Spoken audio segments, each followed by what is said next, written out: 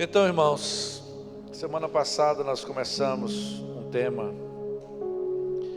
e, como eu falei semana passada, não vou repetir tudo, mas lendo a história de José, você pode aprender coisas extraordinárias, tá? De como você pode relacionar com Deus. Eu falei um pouco sobre algumas histórias da Bíblia. E todas as histórias da Bíblia, elas ensinam a nós, elas nos ensinam uma faceta do caráter e do coração de Deus. Então, assim, você não precisa ser teólogo para entender a Bíblia. Você não precisa fazer teologia. Não, mas a Bíblia é muito difícil de ser entendida. Não. Você pode estudar a história de homens comuns que viveram uma vida comum. E nos exemplos que eles deixaram, você aprender como Deus pensa, como Deus age, como Deus reage, como a mente de Deus funciona. Então não há desculpa para você não conhecer Deus. Quando você lê essas histórias, você vai aprender. Semana passada nós falamos sobre um homem chamado José. E esse homem chamado José pode se chamar Maria, Pedro, João, Paulo, Douglas, Tiago. É um homem comum. Então eu quero continuar hoje a mensagem que começamos a meditar na semana passada, desse lugar. E hoje nós falamos que nós iríamos dividir essa história em dois temas. Semana passada nós falamos como você pode ser uma pessoa abençoada e através do favor de Deus na sua vida, você ser um abençoador. E essa é sempre a intenção de Deus. Quando Deus ele abençoa uma pessoa, quando Ele libera o seu favor sobre a vida de alguém, seja qual favor seja, Ele tem a intenção de que esse favor sobre a sua vida possa ser favor sobre a vida de outros. Deus nunca liberou o favor dele sobre a vida de uma pessoa com a intenção de que essa pessoa desfrute sozinha do favor que Deus deu a ela. Qualquer pessoa, escuta isso, irmão, qualquer pessoa que está vivendo o favor de Deus e não libera esse favor sobre os outros, está pecando. Isso é pecado. Porque o favor de Deus, ele não é somente para nós vivermos esse favor egoisticamente.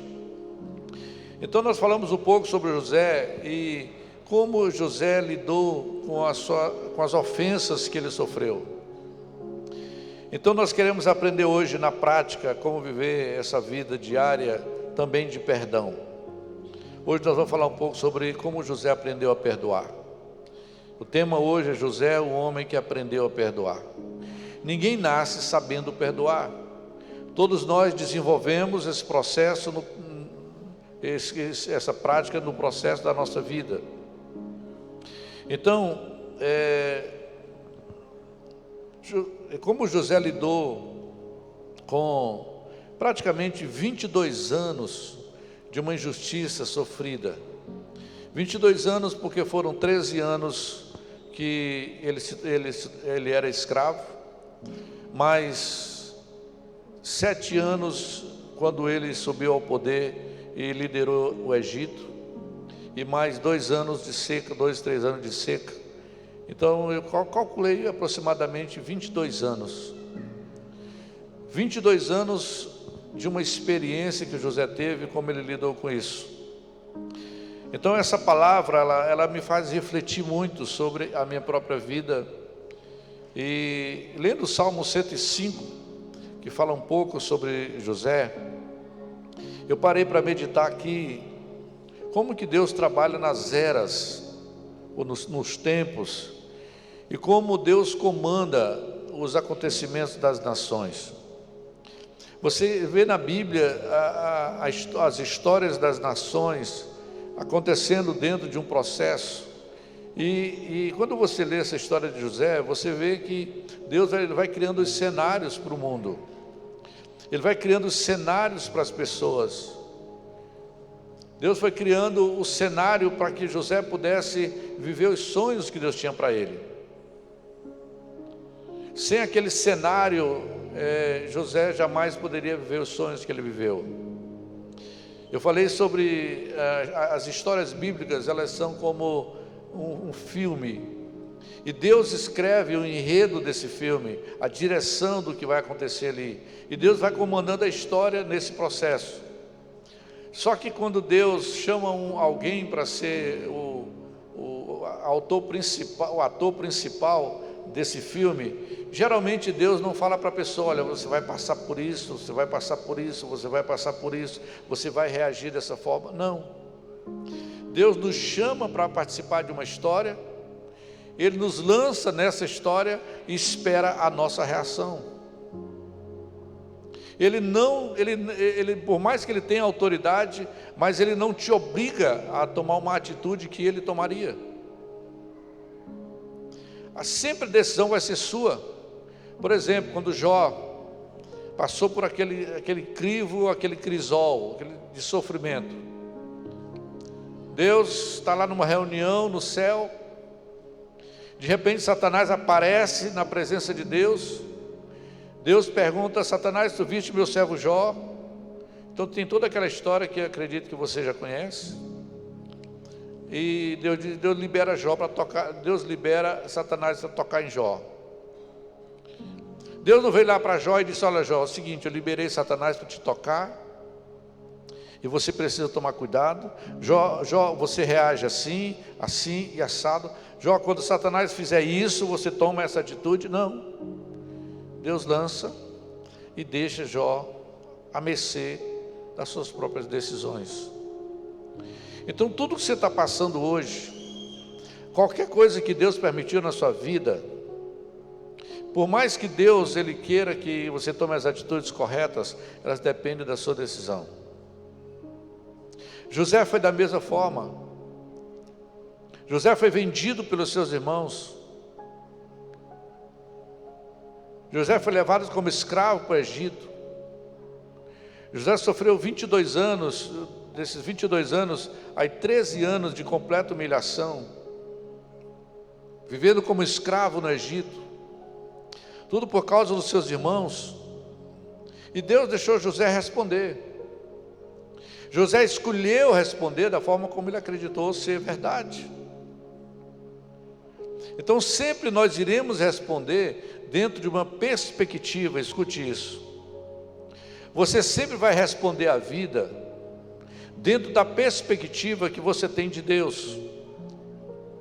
José poderia ter ficado com o coração amargurado e ter dito: como é que Deus permite fazer acontecer isso comigo? Como é que Deus deixa meus irmãos me traírem e me venderem? Onde Deus estava quando meus irmãos me colocaram naquela cisterna? E José passar aí 13, 14, 15 anos, 20 anos da sua vida reclamando da vida, como muitos fazem. Ah, meu pai fez isso comigo, minha mãe fez isso comigo, meus irmãos, alguém fez isso comigo, alguém me ofendeu, um patrão me roubou, ou um funcionário me roubou, e você passa muitos anos da sua vida remoendo aquela dor, e você não sabe responder de forma favorável como Deus gostaria. Quando eu parei para meditar nesse texto, eu vi que Deus, Ele espera a nossa atitude. E para te ajudar a entender, eu quero ler um pouquinho o Salmo 105, do versículo 7 ao versículo 14.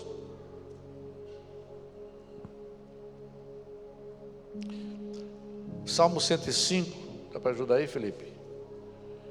Tradução King James.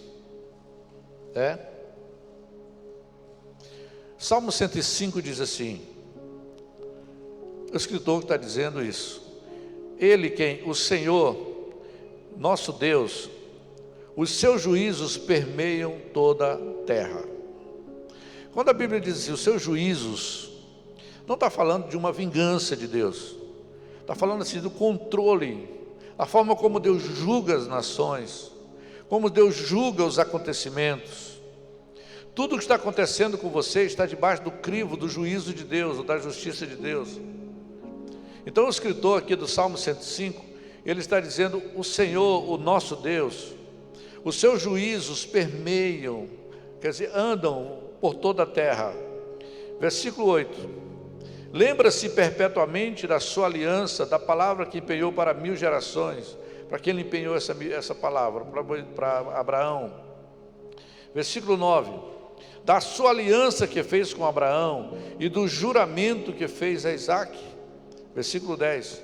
O qual confirmou a Jacó por decreto e a Israel por aliança perpétua, dizendo: dar-te-ei a terra de Canaã como quinhão da vossa herança. Então eram eles em pequeno número, pouquíssimos e forasteiros nela. Versículo 13. Andavam de nação em nação, de um reino para outro. Versículo 14. A ninguém permitiu que os oprimisse, antes por amor deles repreendeu os reis. O que ele está narrando aqui no Salmo 105? Ele está dizendo: olha, Deus ele controla toda a história. Ele encontrou um homem chamado Abraão e disse: olha, a partir de você eu vou gerar uma nação.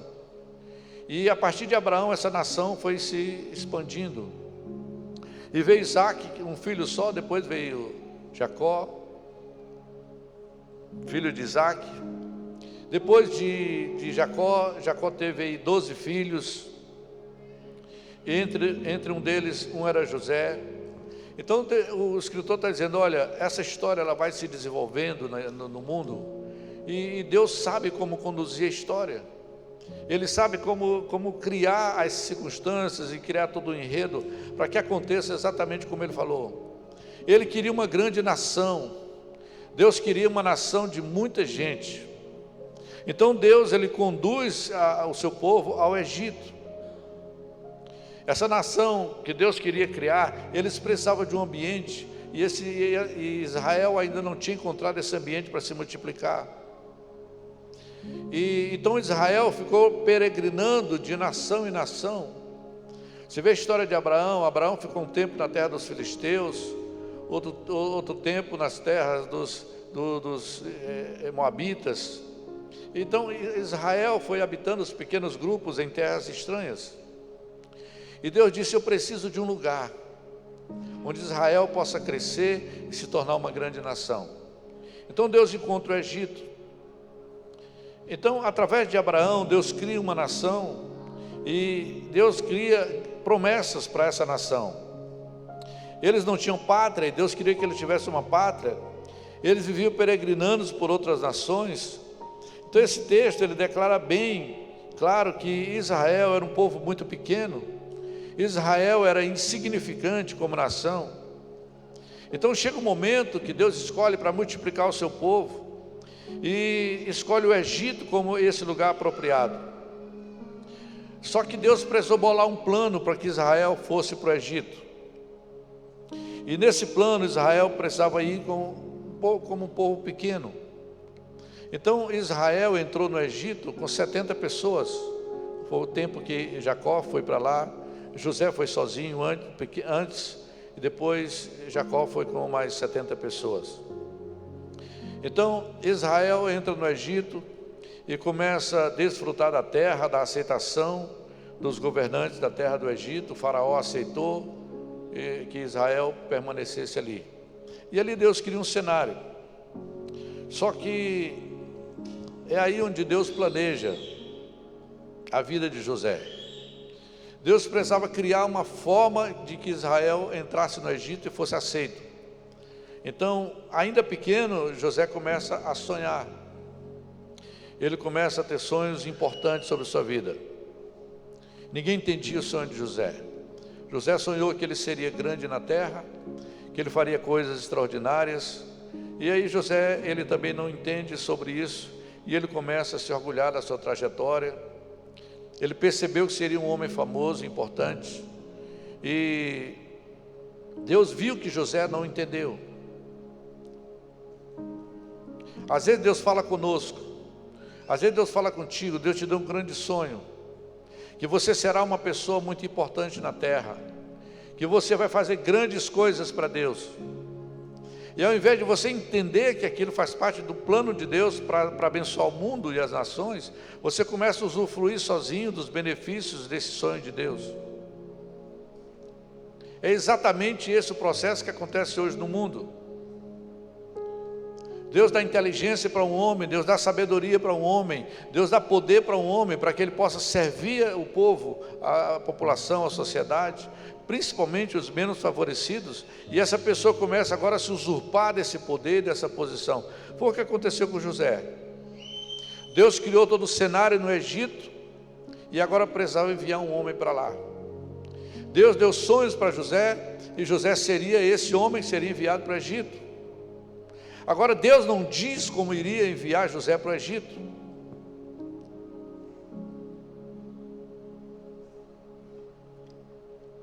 Deus poderia enviar José para o Egito simplesmente de uma forma normal. José poderia ter tido os sonhos, entendido o plano de Deus. Eu entendo o teu plano para a minha vida, eu vou me tornar um homem famoso e poderoso para te servir no Egito. Então, de boa, está tudo certo. Só que José não entendeu. José era um menino, José tinha 11 anos, aproximadamente, quando teve o sonho.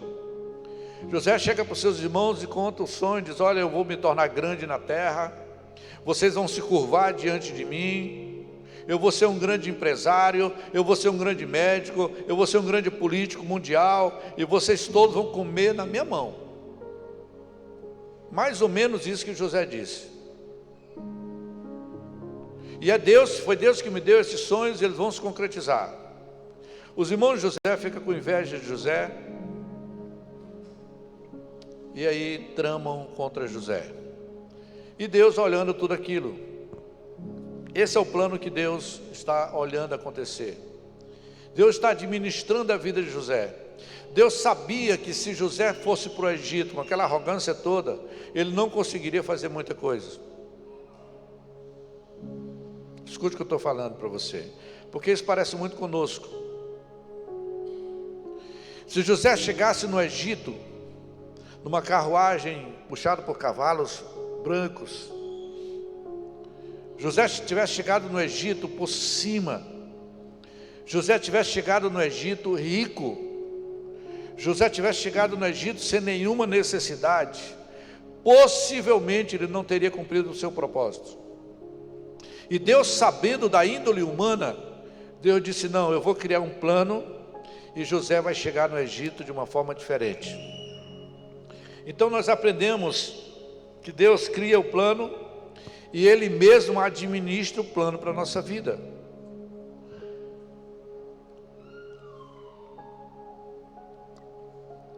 Eu estou contando assim bem pormenorizadamente, porque tem alguns irmãos que não conhecem bem a Bíblia, e talvez não irão entender se eu saltar. Então José era um dos filhos de Jacó. Jacó tinha 12 filhos, José era o penúltimo filho. Então José tinha 11 anos, e todos os 10 irmãos antes de José, eles já eram grandes. José servia seus irmãos, e José era o mais amado de Jacó. Jacó tinha assim uma predileção muito grande por José. Os irmãos de José ficaram com inveja de José. E quando José chega contando esses sonhos, piorou ainda a situação.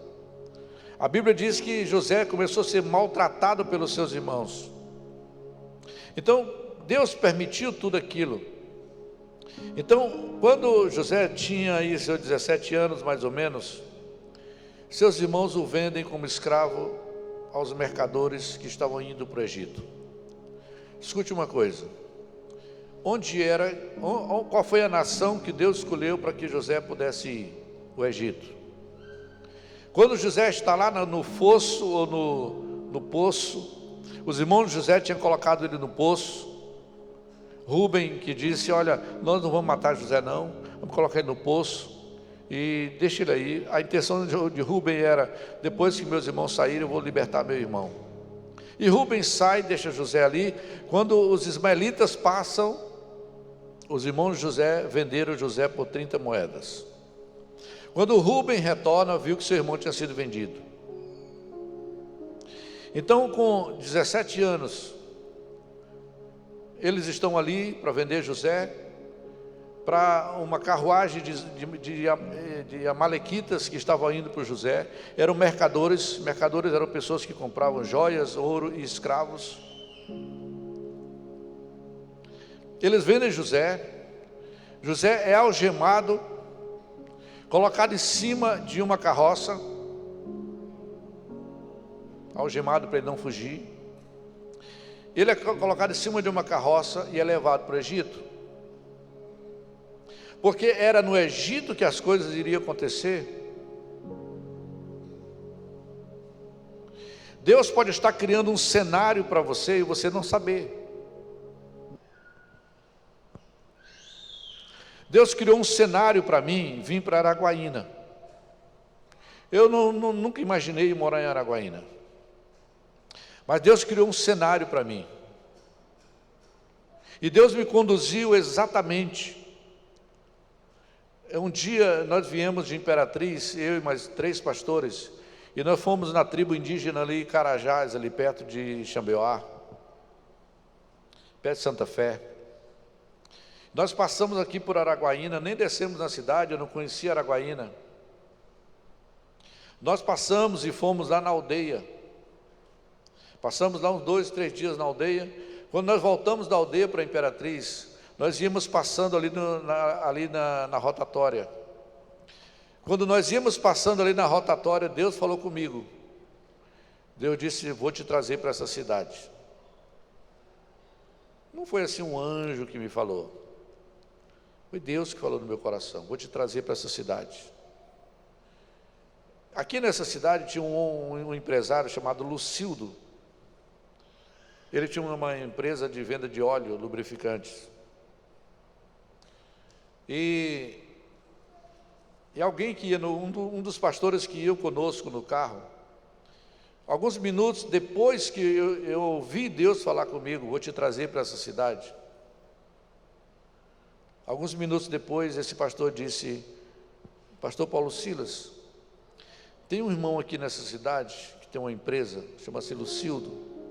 Eu conheci o Lucildo, e ele gostaria muito de abrir uma célula aqui em Araguaína. Você toparia vir cuidar dessa célula? Irmãos, alguns minutos depois que Deus tinha falado comigo, eu fiquei calado, não falei nada para ele do que Deus havia falado comigo, só guardei no meu coração, porque eu esperei que Deus confirmasse. Chegando em Imperatriz, nós fomos para um retiro, eu e a pastora. Era um retiro de obreiros, e tinha um profeta do Nordeste, parece que Pernambuco, chamado profeta Arão. E esse profeta Arão, ele estava ministrando uma palavra, pegou o microfone e disse: pastor Paulo Silas, Deus está dizendo para você, Ele está te levando, você e sua família, para Araguaína. Bom, mais claro do que isso não tem como Deus falar. Então Deus estava montando todo um cenário para a minha vida. Deus montou uma estratégia, Deus montou uma forma para me trazer para cá. Deus me preparou antes de vir para cá. Deus falou algumas coisas para mim, que eu nem vou falar aqui, mas Deus falou algumas coisas antes.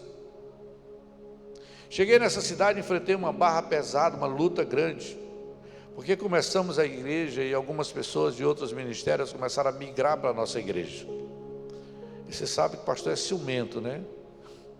E essas pessoas começaram a sair de algumas igrejas. Por mais que a gente tentasse evitar isso, eu não queria começar uma igreja com pessoas de outros ministérios, mas veio. E se Deus estava trazendo, quem era eu para dizer que não? Levantou-se uma guerra contra mim.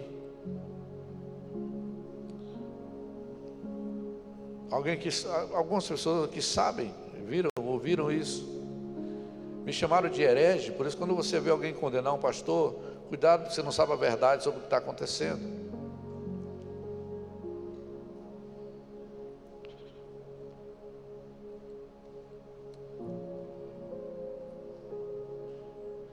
"17 anos se passaram que Deus me trouxe para essa cidade. Deus me fez promessas e algumas delas ainda não aconteceram. Deus me deu alguns sonhos e esses sonhos ainda não aconteceram. Eu posso imaginar José sendo levado para o Egito, com aqueles sonhos da vida dele,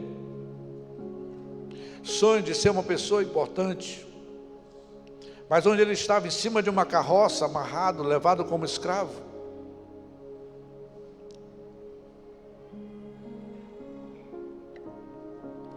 Eu acredito que José havia imaginado, como todos nós, chegar na concretização dos nossos sonhos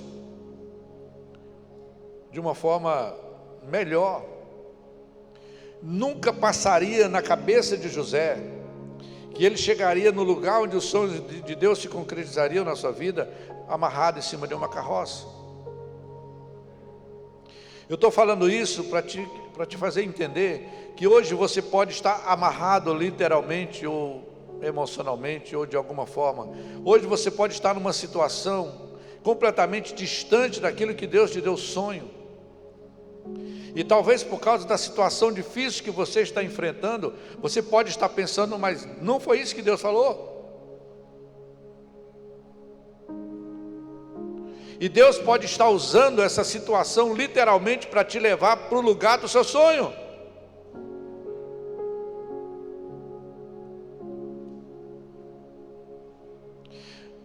Por que Deus faz isso? Porque se nós chegássemos no lugar do sonho, por cima, com o coração cheio de soberba e orgulho, nós poderemos colocar o sonho de Deus a perder. Ninguém quer sofrer, todo mundo quer fugir do sofrimento. José agora ali algemado, escravo, chega no Egito. José é levado para uma feira de escravos. José está ali numa feira de escravos, sendo vendido ou oferecido. Compraram José por 30 moedas de prata, talvez revenderam ele por 50. Que valor é esse que dão para a vida de uma pessoa? Esse era o valor da vida de José. E literalmente quem vendeu José por 30 moedas foi seus irmãos. Então para os seus irmãos ele não valia mais do que 30 moedas. Você pode imaginar você sendo vendido pelos seus irmãos por um valor tão barato? É como que os irmãos de José estavam dizendo, olha, nós não queremos você aqui, vamos vender você por qualquer preço. Naquele dia que José foi oferecido numa feira de escravos, foi o mesmo dia que um homem poderoso do Egito, comandante da guarda do faraó, chamado Potifar, naquele dia ele levanta de casa, ele levanta da sua cama, Potifar sai de casa e vai na feira. Naquele dia Deus toca o coração de Potifar, diz, vai lá numa feira que tem um escravo bom lá para ser vendido, porque você precisa de um escravo para administrar a sua casa. Eu vejo Deus escrevendo a história, Deus costurando os seus planos. Por que outra pessoa, um fazendeiro qualquer, não comprou José? Por que teve que ser Potifar? Porque o plano de Deus para a vida de José era que ele entrasse no governo. Você entende isso? Você entende o plano de Deus? Como você não entende, não pode se esquivar disso. O diabo não está no controle de nada na sua vida. O diabo não escreveu nada a seu respeito. Nenhum plano do diabo vai acontecer. Então entenda, se você hoje está passando por uma situação delicada, Deus pode estar nisso. José não havia feito nada para merecer ser tratado daquela forma. Mas José está lá na feira. De repente Potifar chega e olha José. Se eu quero comprar esse escravo, quanto custa? X, é meu. Então Potifar, ele leva José para casa. E José agora vai trabalhar na casa de Potifar. E em Gênesis 39, do versículo 1 ao versículo 6, eu não precisa ler, a Bíblia diz que Deus faz a casa de Potifar prosperar. Tudo prosperou na casa de Potifar, tanto na família, na casa, na residência, como no campo. Porque José, e o texto diz exatamente, porque José tinha o favor de Deus. Mas você pode se perguntar, pastor, se a bênção de Deus estava sobre José, por que ele estava sendo escravo na casa do Potifar? Plano de Deus. Se a bênção de Deus está sobre a sua vida, por que hoje você é funcionário e não patrão?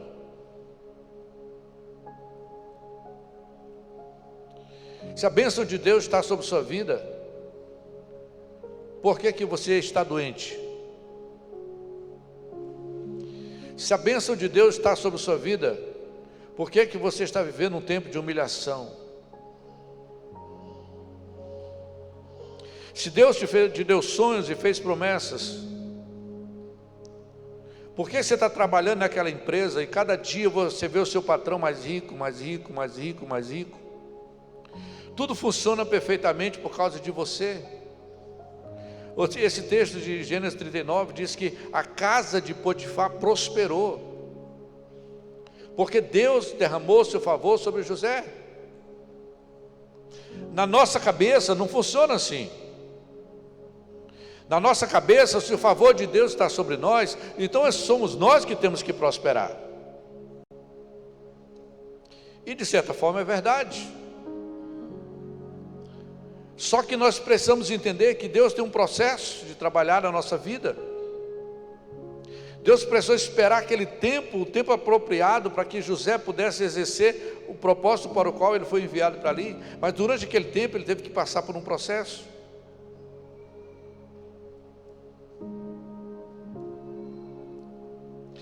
Você conseguiria trabalhar 13 anos para um patrão e durante 13 anos você ganhar um salário só para sobreviver? E cada ano você vê o seu patrão mais rico. No primeiro ano você vê o seu patrão comprar um carro médio, depois você vê o seu patrão comprar aí um carro melhor, você vê seu patrão comprar uma fazenda, depois você vê seu patrão crescendo, crescendo, e você olha para a sua conta bancária, você olha para a sua vida, nada. 13 anos. Foi o que aconteceu com José. Ele via seu patrão abençoado, e quando ele ia orar, ele perguntava: Deus, e a minha vida? Deus dizia: fica tranquilo. Mas Senhor, meu patrão está prosperando e eu não, eu sou escravo ainda. José tinha uma comunicação com Deus e ele entendia.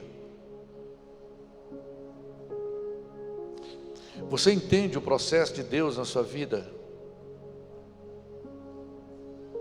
Você entende o que está acontecendo dia a dia na sua vida?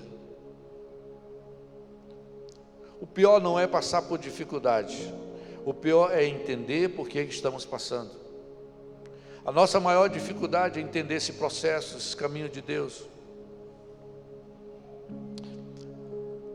José, vivendo o favor de Deus na casa de Potifar, servindo com muito amor, com muita dedicação, era um menino bonito, tinha tudo para ter um ótimo casamento no Egito, e de repente ele era tão agradável que a esposa de Potifar se apaixona por ele. Ele não fez nada para merecer isso. Ele não tentou seduzir ou atrair a esposa de Potifar. Simplesmente ela se apaixonou por José. E ela faz convites para José, José rejeita. A Bíblia diz que insistentemente, não foi uma vez que aquela mulher incitou José, não foi 2 vezes que ela desejou José e tentou levar José para a cama. Não, a Bíblia diz que insistentemente, durante um tempo, aquela mulher perseguiu José. E José fugindo. E um dia ela pega José, a força, José foge e a roupa de José fica na mão daquela mulher. Ela manda chamar seu marido e calunia José. Potifar acredita na sua esposa, lógico. José não teve como se defender, se justificar.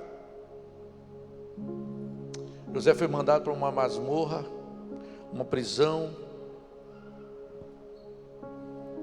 E agora na prisão José desmoronou. José poderia ter dito: não, eu desisto. Eu desisto de ser fiel a Deus. Se eu tivesse ficado com aquela mulher, eu não estava na prisão. Ninguém poderia saber. Ele poderia ter pensado isso. Mas sabe o que José disse? José disse: como pode eu cometer um pecado desse contra o meu Deus? José era um homem íntegro, fiel, leal, confiável. José foi levado para uma prisão. E ele na prisão, José decide continuar crendo, não permitindo que seu coração amargurasse. Na prisão ele não culpou ninguém, ele não murmurou contra Deus, ele ficou ali pagando o preço necessário, porque ele entendia. Eu compreendo que José, ele começou a perceber Deus em todos os caminhos da sua vida. É fácil você ver Deus quando você está prosperando. É fácil você ver Deus quando você tem saúde. É fácil você ver Deus quando as pessoas estão te tratando bem. Mas não é fácil ver Deus quando a nossa situação é adversa. Quando você começa a ser rejeitado nos lugares, quando você começa a padecer necessidades financeiras, quando você bate nas portas e as portas se fecham, quando alguém, amigo que poderia ser de sua confiança, te calunia, quando alguém que você serve com muito amor te calunia, quando você é injustiçado, isso não é fácil entender. Mas José conseguia ter uma percepção, irmãos, extraordinária. Como é que ele conseguia ver Deus em tudo isso? Ele era um jovem, não era um homem muito experiente, 20 e poucos anos. Como é que ele conseguia ter uma perspectiva correta? Como é que ele conseguia perceber que Deus estava no processo? Se pergunte isso. Porque às vezes por uma situação menos pior do que essa, nós estamos murmurando contra Deus. Senhor, essa mulher que o Senhor me deu, esse marido que o Senhor me deu, esse filho que o Senhor me deu, esse pai que o Senhor me deu.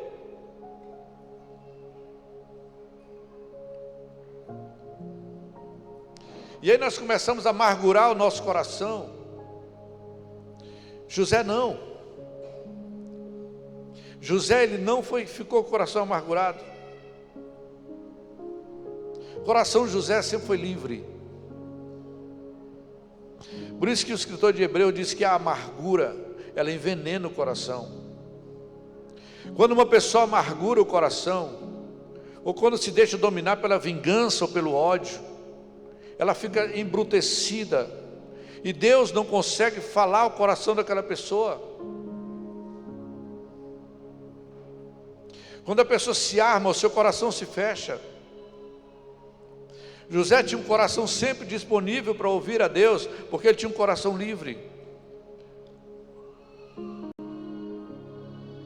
Em Gênesis 39, versículo 21 a 23, o texto diz exatamente mais uma vez: e o Senhor estava com José, e ele encontrou graça diante do carcereiro. O mesmo José que governou na casa de Potifar, era o mesmo José que agora estava numa masmorra, governando uma prisão.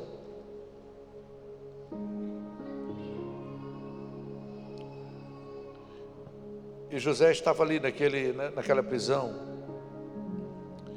De repente, Deus continua conduzindo a história. O chefe dos copeiros e o chefe dos padeiros cometeu lá um delito, e Faraó manda prender o chefe dos copeiros e o chefe dos padeiros. José está lá na prisão. De repente chega aqueles dois homens ali, e logo aqueles homens tiveram dois sonhos. E aqueles homens tiveram dois sonhos e não tinha na prisão quem interpretasse. E José percebeu. Você lê o texto, não foi eles que procuraram José, foi José que percebeu, porque José era um cara atento à dor das pessoas. Ele percebeu que o copeiro e o padeiro, o chefe dos padeiros e dos copeiros, estava meio triste. E José chegou para eles e disse: estou percebendo que o semblante de vocês está triste, vocês estão preocupados? E eles disseram: estamos muito preocupados. Por que vocês estão preocupados? Porque nós tivemos dois sonhos, e não tem quem interprete. E o pessoal do Egito, eles davam muito valor à questão de sonhos. Você dá valor a sonhos, pode ser misticismo, pode ser terrorismo, mas presta atenção nos sonhos quando eles podem vir de Deus. E José olhou para eles e José disse para eles: eu conheço um Deus que pode revelar o sonho de vocês.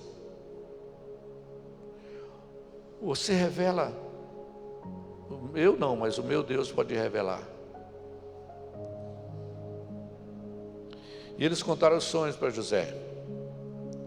E José disse para o copeiro: olha, esse sonho que você teve aí são 3 dias.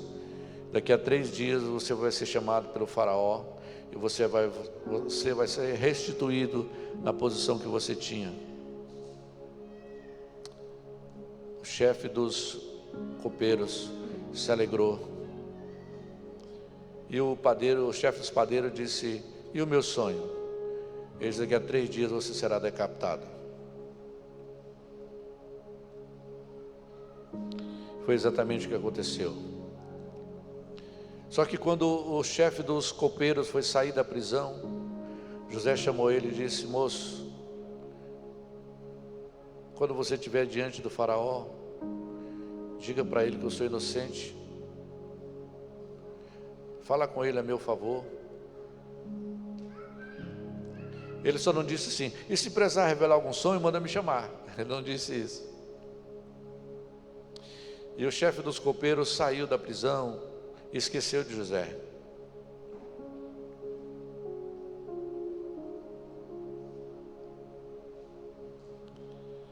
Eu quero que você entenda que Deus está escrevendo a história. Escute o que eu vou lhe falar. Antes de você revelar o sonho para o faraó, você precisa começar a revelar os sonhos para os copeiros. Todo mundo quer revelar sonho para o faraó, mas às vezes nós não temos a preocupação de ajudar o copeiro. Ou seja, nós queremos servir a pessoas grandes, nós queremos ser importantes para pessoas famosas, mas às vezes pessoas insignificantes passam na nossa frente e passam despercebidos por nós. Quando eu estava meditando sobre isso, eu lembrei de um dia.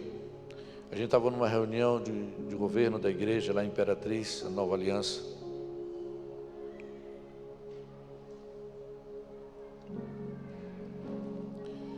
E um casal de empresários na igreja tem um centro de recuperação chamado Projeto Resgate. Pastor Ezi e pastor Etiane.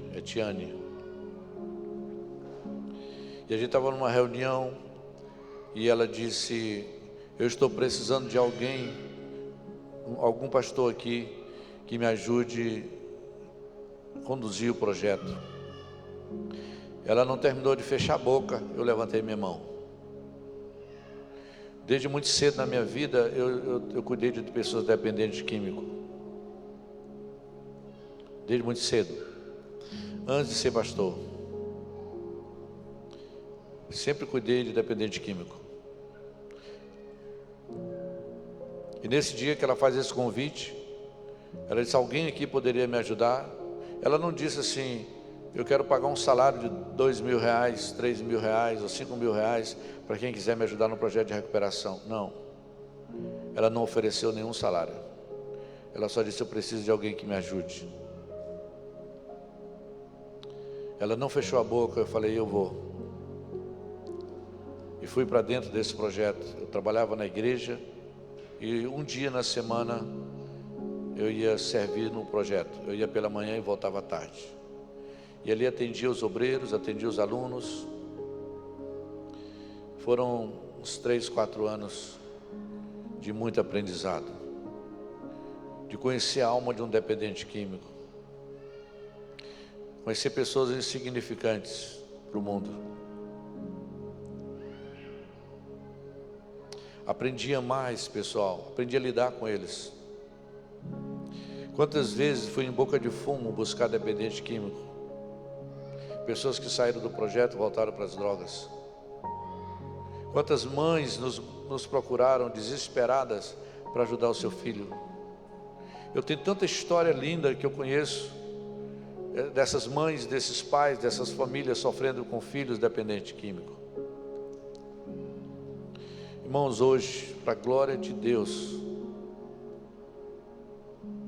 desses homens que ajudamos a recuperar, que na época que eu estive lá foi mais de 100 homens, alguns 10 ou 20 deles são pastores, cuidam de pessoas. Um dos maiores centros de recuperação de Teresina, chamado Casa do Oleiro, pastor José Gouveia. Ele tem um centro de recuperação de homens, outro centro de recuperação de mulheres. Deus me deu o favor de cuidar daquele homem e ser importante na recuperação dele. Por que eu estou te contando isso? Eu não era pastor, eu não cuidava de pessoas importantes, estava começando o ministério, mas Deus colocou pessoas na minha vida que eu tratei com dignidade. Um dia nós estávamos aqui nessa igreja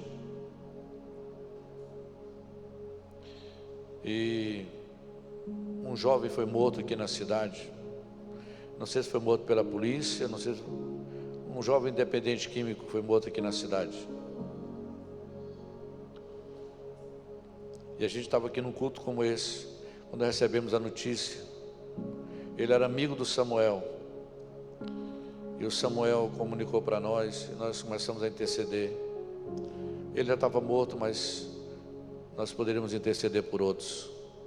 E eu lembro que eu falei assim: Deus, eu falei publicamente na oração, Deus, nos dá uma chácara nessa cidade, para a gente ter um centro de recuperação, para que esses jovens não precisem morrer dessa forma.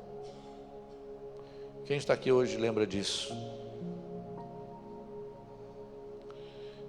E tinha um dono de uma chácara, o dono da chácara onde hoje é a chácara da igreja. Ele estava conosco aqui. Ele levantou e disse: eu vou doar uma parte da minha terra para um centro de recuperação.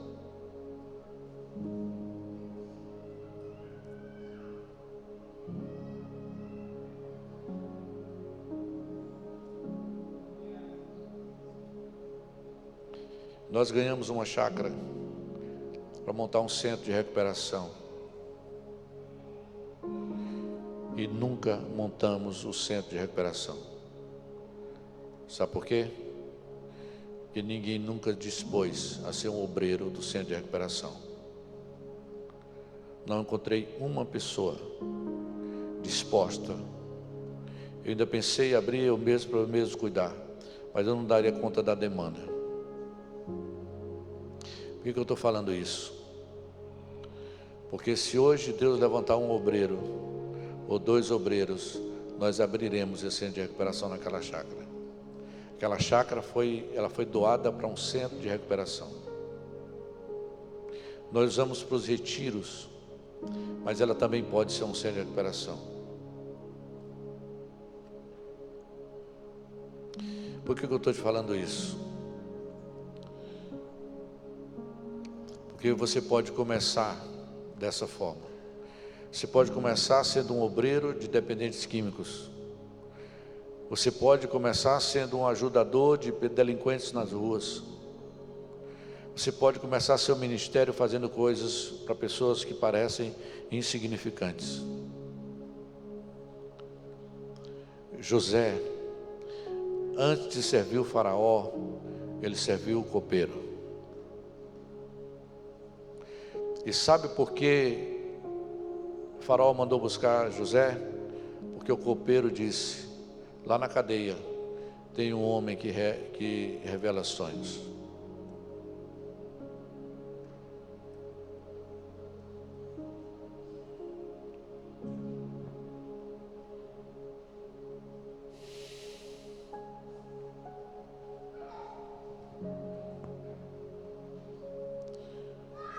Deus está preparando todo o cenário para José. Casa de Potifar, prisão, situações de dor, de vergonha, de tristeza. Deus está preparando o cenário para José. E no Salmo 105, coloca só o versículo 19, Felipe, para mim, por favor. No Salmo 105, no versículo 19.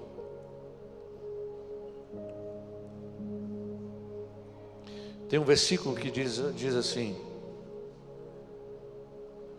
Coloca do 16 para nós, por favor.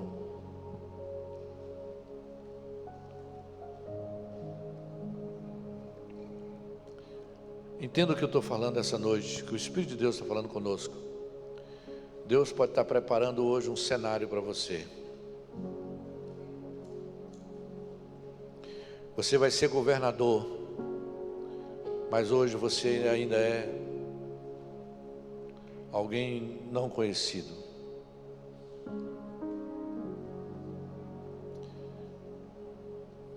No versículo 16 do Salmo 105 diz assim: Deus fez vir fome sobre a terra e cortou os meios de se obter pão. Adiante deles enviou um homem, José, vendido como escravo, cujos pés apertaram com grilhões e a quem puseram em ferros. E no versículo 19, presta atenção: até cumprir-se a profecia a respeito dele.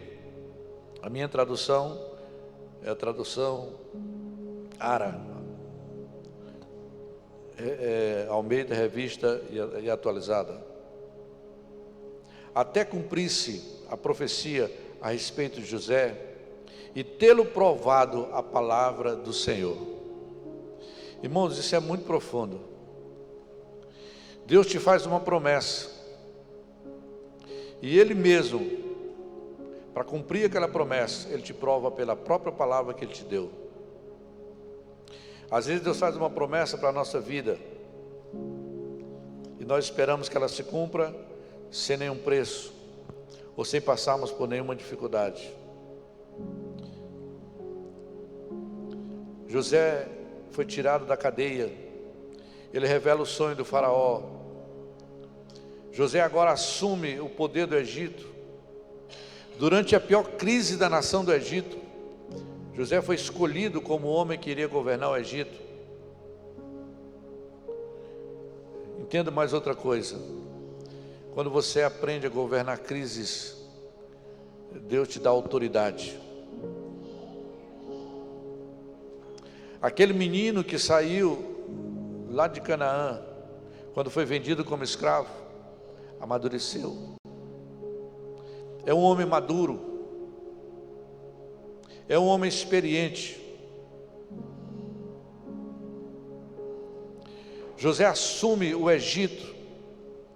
Toda a responsabilidade foi do Egito, foi colocada nos seus ombros. E o faraó disse: olha, a partir de hoje, ninguém aqui faz nada sem a sua autoridade. entregou a chave do país, não foi da cidade, ele entregou a chave do país na mão de José. Se alguma coisa desse errado, José poderia ser morto, mas tudo deu certo. E o texto diz novamente, mas Deus era com José. Quando José estava na casa de Potifar, Deus estava com José. Quando José foi levado para a cadeia, Deus estava com José. Quando José assume o governo, Deus estava com José.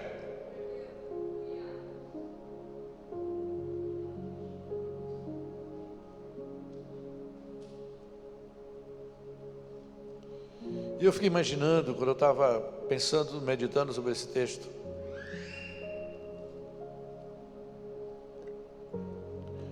fosse eu,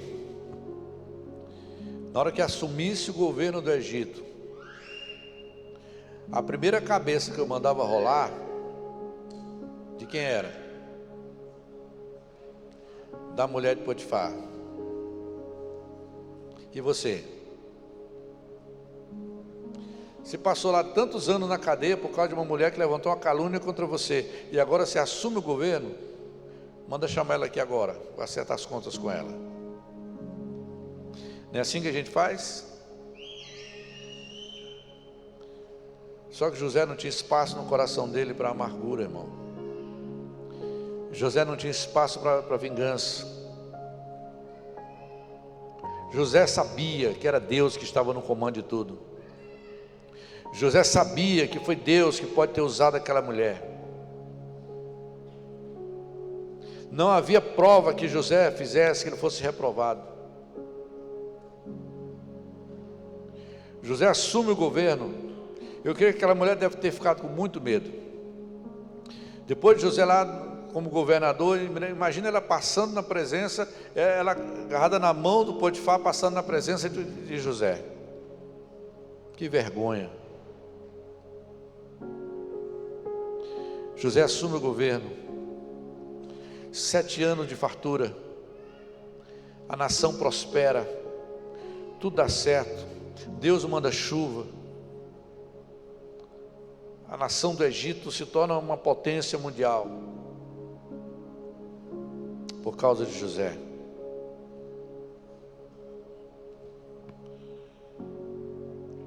Em Gênesis 42,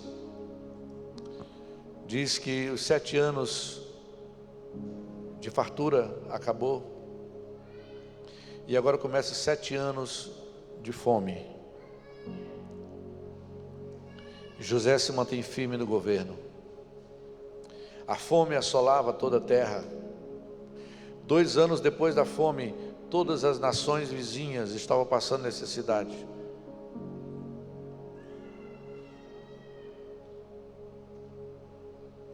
Estou encerrando, daqui a pouquinho. 2 anos de seca, todos estavam passando fome, e as nações começaram a migrar para o Egito, em busca de mantimento. Quem era o cara que comandava tudo? José.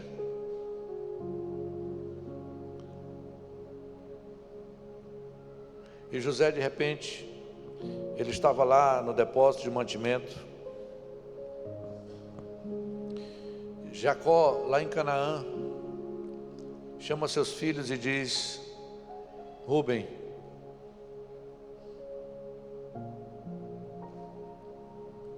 Simeão, Judá, nós precisamos ir lá no Egito, que eu soube que lá tem mantimento.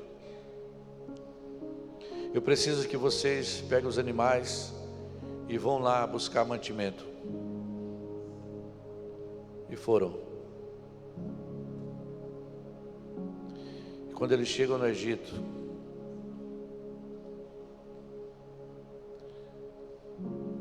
e eles entram no galpão onde José estava lá administrando, e José olha seus 10 irmãos que o havia vendido como escravo. Irmãos, essa cena é uma cena de filme. José reconhece seus irmãos. José se lembra de tudo. Ele reconheceu a fisionomia de seus irmãos, ele lembrou de tudo. Você não precisa esquecer as pessoas que te machucaram. Você não precisa esquecer. Você pode lembrar, mas você precisa saber lembrar. José lembrou de seus 10 irmãos. José lembrou do dia que jogaram José na cisterna. José lembrou do dia que colocaram ele em cima de uma carroça, vendido como escravo. José viu seus irmãos contando as 30 moedas de prata. José viu tudo isso e ele se lembrou. O que é que se faria nessa hora?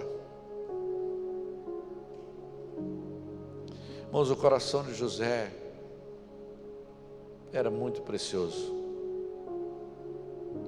José olha para os seus 10 irmãos, se compadeceu deles. A Bíblia diz que José os amou. José, ele se emocionou tanto que ele saiu da sala, ele foi para um outro reservado assim e começou a chorar.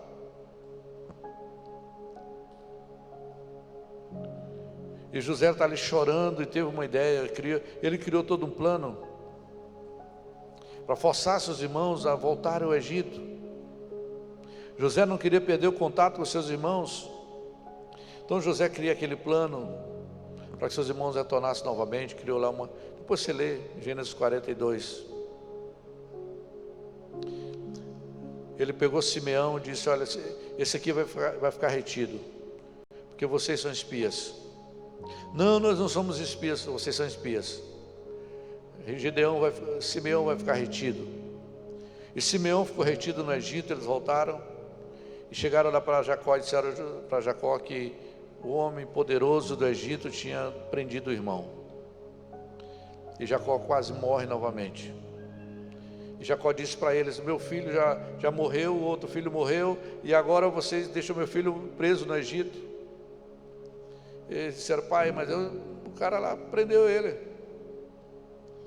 E ele disse para nós voltar e levar o nosso irmão caçula, que era o outro filho, Benjamim, que Jacó era o filho mais novo de Benjamim, de Jacó. E agora para Jacó liberar Benjamim foi uma luta. Mas quando o mantimento acabou, Jacó disse: tá bom, pode levar Benjamim. E levaram Benjamim. Quando ele chega no Egito, versículo 45, versículo 3, coloca para nós aí, Felipe, por favor. Quando eles chegam no Egito, que eles entram, José olha para Benjamim, seu irmão mais novo.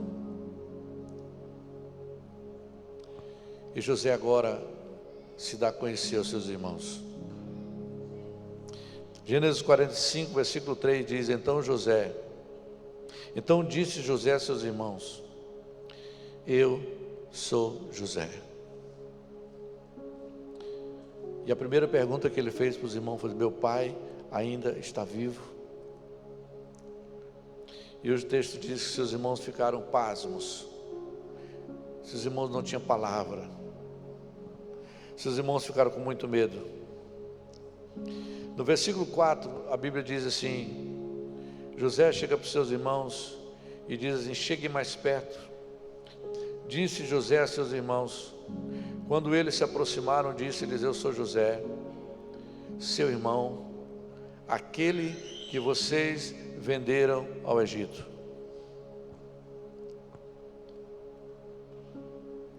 Eu fiquei imaginando isso. Seus irmãos venderam você? 10 anos depois, 13 anos depois você os encontra. 22 anos depois você os encontra. Você tem poder de vida e morte sobre os seus irmãos. Você olha para os seus irmãos e diz assim: olha para mim, chegue mais perto. eu sou aquele que vocês venderam. Os irmãos de José não sabiam o que falar. E antes que eles pensassem que José queria matá-los, José disse: mas não se preocupem, não se aflijam. Versículo 5 diz: agora não se aflijam, nem se recriminem por terem me vendido para cá, pois foi para salvar vidas que Deus me enviou adiante de vocês. Irmãos, ter uma perspectiva dessa tem que ser muito de Deus. É como você dizer assim para alguém que te traiu lá atrás, alguém que te roubou, alguém que te caluniou, alguém que te rejeitou, alguém que te maltratou, alguém que te desprezou: não se aflija, aquele mal que você fez comigo foi Deus me enviando para cá, porque se não fosse aquela situação, eu não estaria onde eu estou hoje.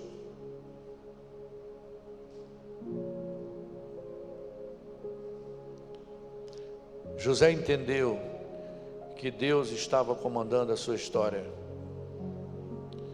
José agora era um homem maduro. Ele entendeu na perspectiva correta da mente de Deus. Quando ele era infantil, ele pensou que iria crescer para ser famoso e mandar em todo mundo. Isso é coisa de gente infantil, gente que não cresceu, gente que chega a uma posição de autoridade ou de prosperidade e acha que o mundo gira em torno do seu umbigo, e acha que está ali porque ele é bom ou ela é boa, porque merece. José pensou isso quando ele era infantil. Quando ele amadureceu, ele sabia que foi Deus. Agora José discerniu que muitas vidas estavam envolvidas ali. José disse: eu vim para cá porque Deus quis salvar nações. Você precisa entender que quando Deus te exalta, quando Deus te prospera, quando Deus te coloca numa posição de governo, uma posição de influência, é porque Ele está olhando para muita gente que a sua vida pode tocar.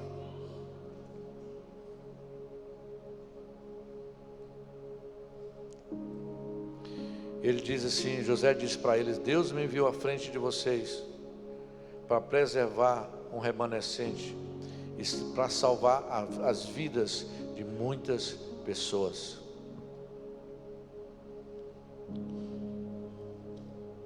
Versículo 8, José diz: assim não foram vocês que me mandaram para cá, mas sim o próprio Deus. Ele me tornou ministro do faraó e me fez administrador de todo o palácio e governador de todo o Egito. José se lança ao pescoço dos seus irmãos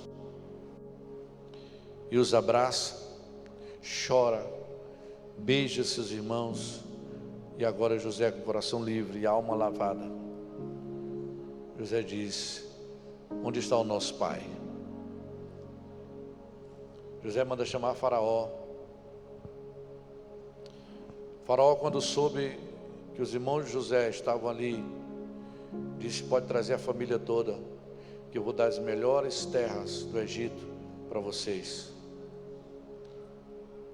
Eles mereciam alguma coisa? Não. Tudo o que eles receberam foi por causa do favor que estava sobre a vida de José.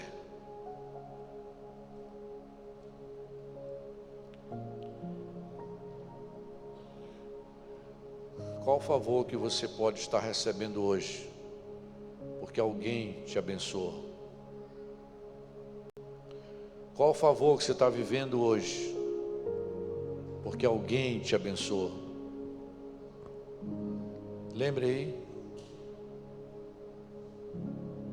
Alguém sofreu para liberar favor sobre sua vida.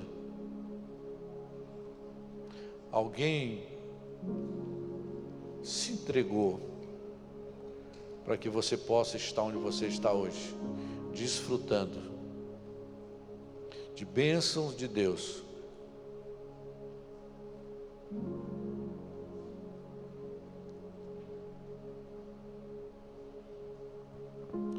Por que essa palavra fala muito comigo?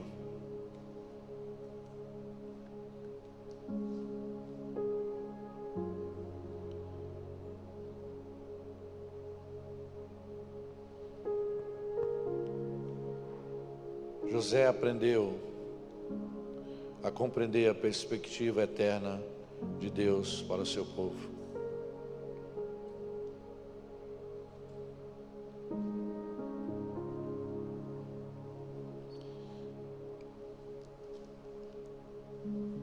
Estamos há 17 anos nessa cidade. Alguns caminham conosco desde que chegamos aqui. Centenas e centenas de pessoas já passaram por essa igreja.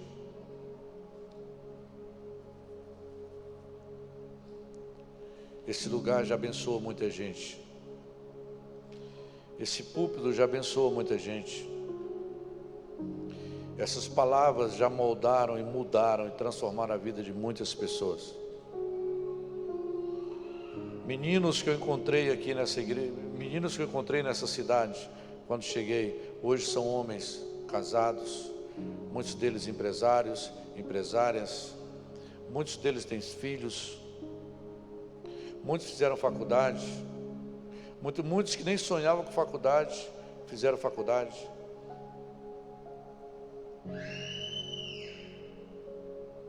Há 17 anos dando o melhor da nossa saúde, 17 anos dando o melhor do nosso tempo. Hoje eu recebi dezenas de mensagens dizendo a mesma coisa. O Senhor foi um pai na minha vida. O Senhor me deu destino. O Senhor me deu direção. Por que eu estou falando isso? Não é para minha vanglória, não. Porque eu sei que nada disso vem de mim. Mas eu quero te dizer que o meu coração que chegou nessa cidade é o mesmo até hoje.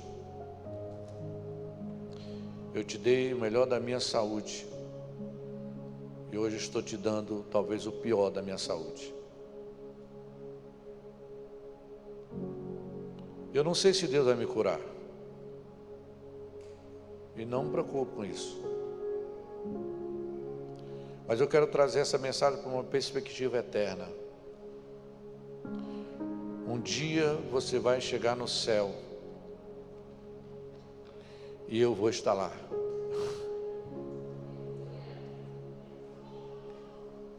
E a Bíblia diz que Deus pode me colocar para governar sobre 10 cidades. E eu posso governar a cidade que você vai morar.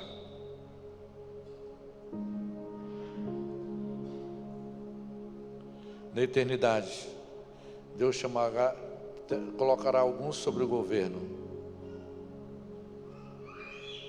E com certeza José será um desses que vai governar. E eu quero dizer para você que Deus tem isso para você também. Deus quer que você também seja um José. Mas você precisa entender que tudo que Deus colocar na sua vida é para abençoar outros. Sua saúde, seus dons, suas capacidades, suas riquezas, seus dons empresariais, seu favor, tudo. Deus não deu nada para você por causa só de você. Eu fico muito feliz em receber essas mensagens de pessoas que dizem que hoje estão bem e que a vida delas mudou. Eu fico feliz, porque esse é o propósito de Deus para a nossa vida, para mim e para a sua. E eu quero te perguntar: Quem já te passou mensagem dizendo que você mudou a vida dela? No Dia dos Pais, você recebeu já alguma mensagem de alguém dizendo que você é um pai na minha vida? Eu recebi uma mensagem dos meus 5 filhos. Essa camisa aqui é um presente de Deus dos meus filhos hoje, meus filhos biológicos. E eles dizem para mim a mesma coisa.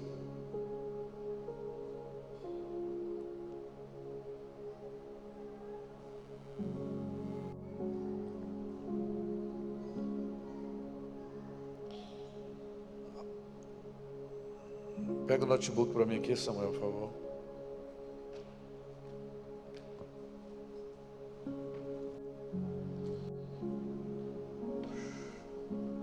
Eu quero cear com você essa noite.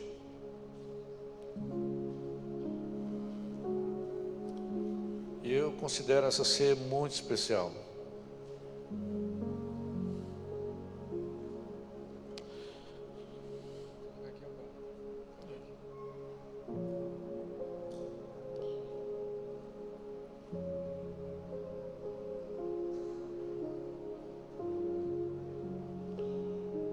O escritor de Hebreus, quando ele faz uma relação dos heróis da fé, José é citado. E quando José é citado, José, ele não foi citado porque se tornou rico ou famoso. José não foi citado porque era inteligente e capaz.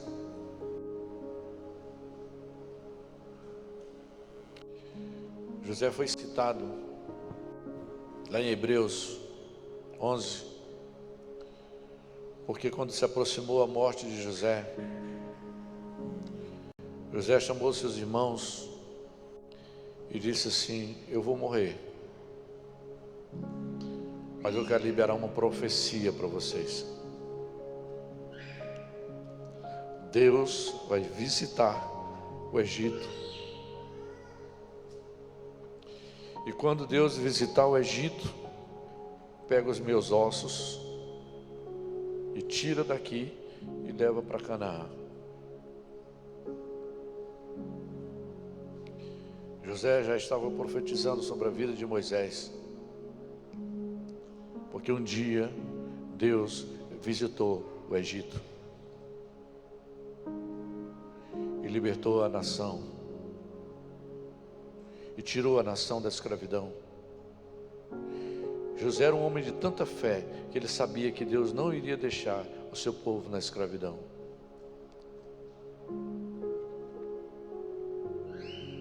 Entendendo isso também de uma perspectiva eterna, posso dizer para você, quando nós morrermos, nem os nossos ossos ficarão aqui.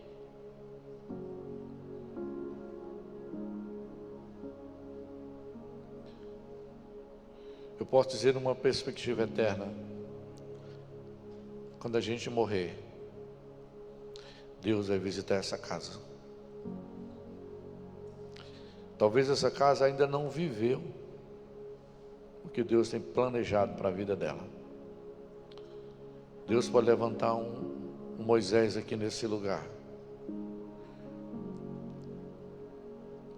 que pode fazer coisas mais extraordinárias do que fizemos.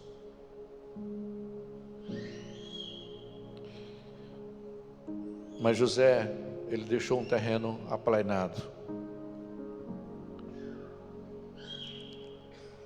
Eu quero compartilhar com você essa ceia para encerrar.